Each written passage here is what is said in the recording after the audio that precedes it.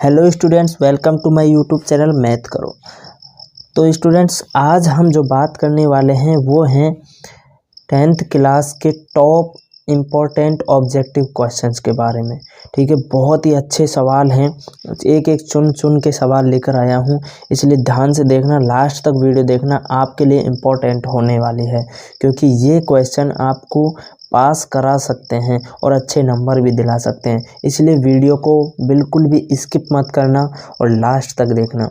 तो question number first है, सबसे न्यूनतम संख्या जिससे √27 को गुणा करने पर एक प्राकृत संख्या प्राप्त होती है। तो सबसे न्यूनतम संख्या यानी कि सबसे छोटी संख्या कौन सी होगी कि √27 को गुणा करने पर एक प्राकृत संख्या प्राप्त होगी। तो प्राकृत संख्या कब प्राप्त होगी? जब यहाँ √27 से अंडर रूट हट जाएगा। तो अंडर रूट कब हटेगा? जब मैं इसको √3 से गुणा करूँगा। तो 27 दिया 81 और ऊपर क्या रहेगा? Under root. ठीक है, तो 81 का अंडर रूट कितना होगा? कितना निकलेगा? 9 निकलेगा। ठीक है, तो ये आ गया पूरा एक प्राकृत संख्या आ गया। तो अब कौन से नंबर से गुणा किया है हमने? √3 से। तो यही क्या होगा? इसका आंसर होगा। तो कौन सा होगा? √3 होगा। ठीक है, सी ऑप्शन होगा। बहुपद 4x² - 4x + 1 के शून्यकों का गुणनफल होगा। बहुपद है अपने पास 4x² - 4x + 1, तो इसके शून्यकों का गुणनफल होगा। तो पहले शून्यक निकाल लेते हैं और फिर देखते हैं शून्यकों का गुणनफल क्या होगा। वैसे भी हम सिंपल इसको कर सकते हैं कि 4 का क्या कर दें, सभी में भाग दे दें। तो x² - 4/4x + 1/4। ठीक है, तो ये हो गया x² - x प्लस कितना हो जाएगा? 1/4। ठीक है, वैसे हम इसको अगर तुलना करते हैं x² - alpha + beta, x + alpha × beta. ठीक है, तो अल्फ़ा × बीटा, तो क्या होगा? यहाँ पर कह रहा है शून्यकों का गुणनफल, शून्यकों का गुणनफल। तो शून्य की अल्फ़ा और बीटा है, इनका गुणनफल ये हुआ। तो कितना होगा इसके बराबर? कितने के बराबर है? 1/4। तो आंसर क्या होगा? 1/4। तो यहाँ पर सी ऑप्शन होगा। ठीक है, तो डायरेक्ट भी कर सकते हैं या आप शून्यक निकाल के भी कर सकते हो, दोनों विधियां हैं अपने पास। दो बिंदुओं 0 cos थीटा तथा sin थीटा 0 के मध्य की दूरी है।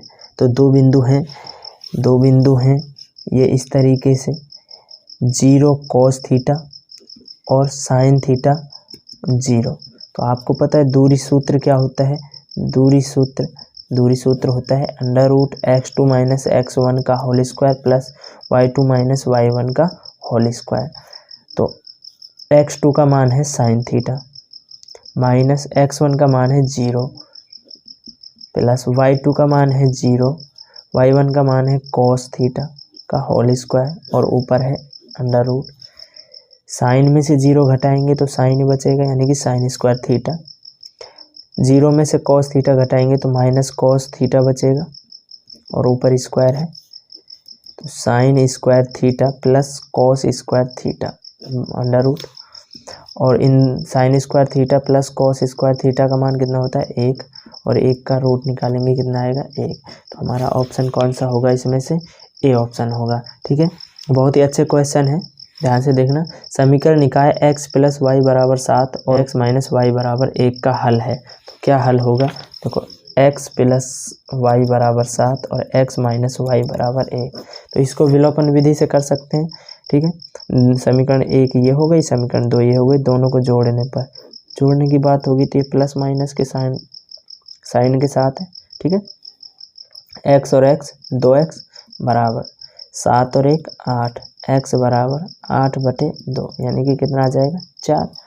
अब x का मान उठा के इसमें रख दो, तो 4 + y = 7। तो y = 7 - 4 कितना आएगा? 3, यानी कि इसके आ जाएंगे हल 4 और 3। तो इसमें देखते हैं कौन सा ऑप्शन? 4 3 ये सही है, तो सी ऑप्शन होगा। ठीक है, समीकरण 3x/8 = 2/3x के मूल हैं। तो करते हैं भैया, 3x/8 = 2/3x, सीधा गुणा कर दो तिरछा। 3 × 9 x² 8 दूनी 16, तो एक्स स्क्वायर 16/9 हो जाएगा, 9 नीचे आ गया, ठीक है। तो x बराबर √16/9, तो क्या हो जाएगा प्लस माइनस 16 का 4 हो गया, 9 का 3 हो गया, तो यानी कि एक बार तो प्लस का 4/3 और एक बार माइनस का 4/3। तो ऑप्शन देखते हैं कौन सा होगा। ये हो गया प्लस का और ये माइनस का, तो ऑप्शन डी सही होगा, ठीक है। इसी तरीके से समांतर श्रेणी 7, 10, 13 ... 43 में पदों की संख्या है, तो n का मान निकालना है। देखो 7, 10, 13 ... 43 पदों की संख्या पूछ रहा है, यानी कि n का मान पूछ रहा है। तो a का मान 7 है, d का मान 10 - 3 = 7, लास्ट पद क्या है, अंतिम पद an 43 n का मान ज्ञात करना है। फॉर्मूला आपको याद है, an = a + n - 1 × d। an का मान 43, a का मान 7 प्लस n का मान ज्ञात करना है, d का मान 7, तो 43 = 7 प्लस 7 से गुणा कर दो, 7n - 7 × 7, 43 = 7 में से 7 गया 0, 7n, n = 43/7। तो इसमें एक मिस्टेक हो गई, देखो 10 में से 7 घटाएंगे तो 3 बचेगा, तो d का मान आएगा 3, तो 3 से गुणा करेंगे, 3n 3, तो यहाँ बचा, ये गलत हो गया, 43 = 7 में से 3 गया तो 4 प्लस में 3n, 43 इसको इधर ले आइए, माइनस हो जाएगा 3n, तो कितना हो गया 39, 3n, n = 39/3, तो कितना होगा 13, तो आंसर आएगा 13, तो 13 आंसर ए सही है, ठीक है। इस तरीके से क्वेश्चन नंबर 7 है, 2 sin² 60 डिग्री cos 60 डिग्री का मान है। 2 sin² 60 डिग्री cos 60 डिग्री का मान, आपको पता है कि sin 60 का मान होता है √3/2, तो ऊपर स्क्वायर है। cos 60 का मान होता है 1/2, 2 से 2 कट गया, रूट करेंगे तो 3, 2 दूनी 4, तो 3/4 ये अपना आंसर है, तो 3/4 सी ऑप्शन होगा, ठीक है। इस छोटे छोटे से सवाल है, कोई दिक्कत ही नहीं है।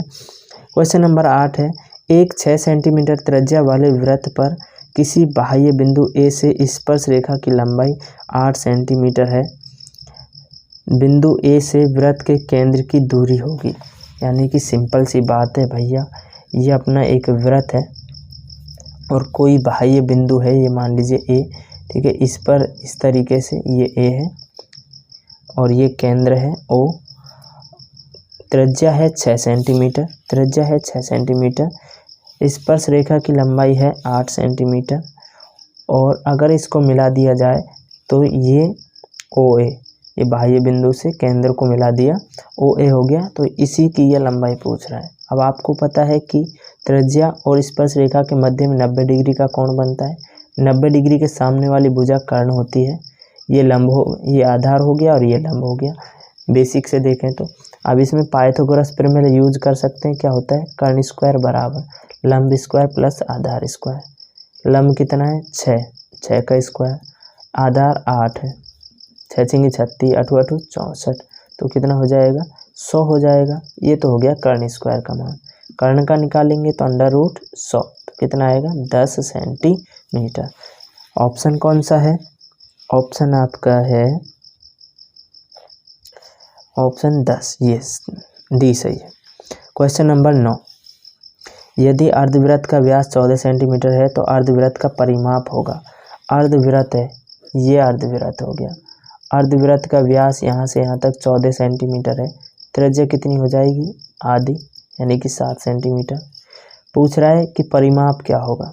परिमाप होगा जैसे यहाँ से चले, इधर पूरा चक्कर लगाने के बाद वापस आए, तो यहाँ से यहाँ तक चले तो कितना, एक व्यास के बराबर हो गया, ठीक है, प्लस अर्धवृत्त, पूरे वृत्त की परिधि होती है 2πr, तो आधे की कितनी हो जाएगी 2 से 2, यानी कि πr, तो 22/7। r का मान कितना है 7 है। d यानी कि डायमीटर, व्यास टोटल कितना है 14, प्लस 7 से 7 कट गया, तो 22 और 14 कितने हो जाएंगे 36 हो जाएंगे। तो 36 ही आज इसका आंसर होगा ये, ठीक है, 36 सेंटीमीटर। क्वेश्चन नंबर 10 है, एक घन के विकर्ण की लंबाई 15√3 सेंटीमीटर है, तो घन की भुजा की लंबाई निम्न में से होगी। तो इसके लिए सिंपल एक फॉर्मूला होता है कि घन के विकर्ण की लंबाई की अगर बात करें, घन की विकर्ण की लंबाई दे रखी है अपन को 15√3 और फॉर्मूला होता है √3 मल्टीप्लाई भुजा, ये इसका फॉर्मूला होता है। तो सिंपल सी बात है, √3 से √3 कट गया तो भुजा का मान कितना आया, 15 सेंटीमीटर आया, यही आंसर होगा। तो 15 सेंटीमीटर ये रहा, ठीक है। ये क्वेश्चन नंबर 11 आपके सामने है, बंटन 2 3 4 7 5 1 का माध्यक होगा। तो हमको माध्यक निकालना है, बहुत ही सिंपल है। देखिए अपने पास है 2 3 4 7 5 और 1, ये नंबर अपने पास हैं, ठीक है। इनका माध्यक निकालना, तो माध्यक कैसे निकालोगे, सबसे पहले काम तो आप क्या करो कि इनको आरोही क्रम में लिख लीजिए, जैसे कि सबसे पहले छोटा, फिर उससे बड़ा, फिर उससे बड़ा, इस तरीके से, ठीक है, बढ़ते हुए क्रम में, 5 और 7, ठीक। अब देखना है कि ये कितने नंबर हैं, 1 2 3 4 5 6 है, यानी कि सम संख्या है। और सम संख्या का जब माध्यक निकाला जाता है तो उसके लिए फॉर्मूला होता है कि n/2वां पद प्लस n/2 प्लस 1वां पद बटे 2, ठीक है। n/2वां पद यानी कि कितने नंबर हैं टोटल, ये टोटल नंबर 6 है, तो 6/2वां पद, ठीक है, प्लस 6/2 प्लस 1वां पद बटे में 2, 6/2 यानी कि काट देंगे, इससे कट हो गया, कितना आ गया, तीसरा पद प्लस तीसरा प्लस 1वां पद, ठीक है, अपन 2, 3वां पद प्लस 3 और 1 4वां पद। अब देखिए इस श्रृंखला में 3वां पद प्लस 4वां पद है, तो तीसरा 1 2 3, 3वां पद ये है और 4वां पद ये है, तो 3 प्लस यहाँ रख देंगे, 3 प्लस 4 बटे में 2, यहाँ 2 आएगा, 4 और 3 7/2 और इसका आधा करेंगे 3.5 होगा, 3.5, ठीक है। कैसे किया था कि हमारे पास 6 नंबर थे जो कि एक सम संख्या थी, सम संख्या का माध्यक निकालने का फॉर्मूला होता है n/2वां पद प्लस n/2 प्लस 1वां पद बटे में 2, ठीक है।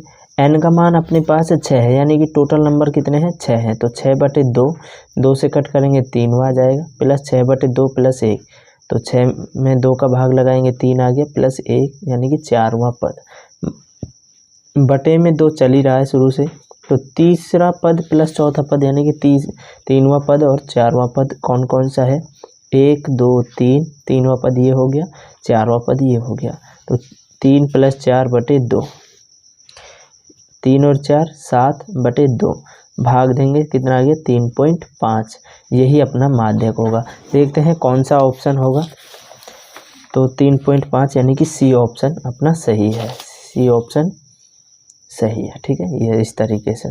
अब देखते हैं क्वेश्चन नंबर 12। तो क्वेश्चन नंबर 12 है, 2 सिक्के उछालने में 2 पट पाने की प्रायिकता है। 2 सिक्के हैं, 2 सिक्कों को उछाला और 2 सिक्के उछालते हैं तो हमारे पास कितनी घटनाएं आती हैं, तो हमारे पास आती है, देखो हेड हेड आ सकता है, हेड टेल आ सकता है, यानी कि टेल हेड आ सकता है और टेल टेल आ सकता है। देखो एक होता है चित और एक होता है पट, यानी कि एक होता है हेड और एक होता है टेल।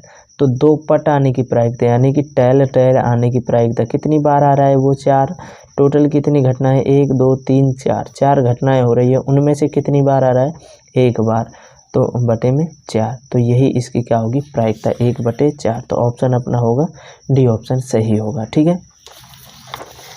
अब क्वेश्चन नंबर 13 है, 12 और 15 का एलसीएम और एचसीएफ होगा। 12 और 15 का एलसीएम और एचसीएफ, तो देखो 12 का एलसीएम और 15 का दोनों का इनका एलसीएम और एचसीएफ, ठीक है। देखो इसके गुणनखंड करेंगे तो क्या होगा, 2 गुणा 3, और इसके गुणनखंड करेंगे 3 गुणा 5।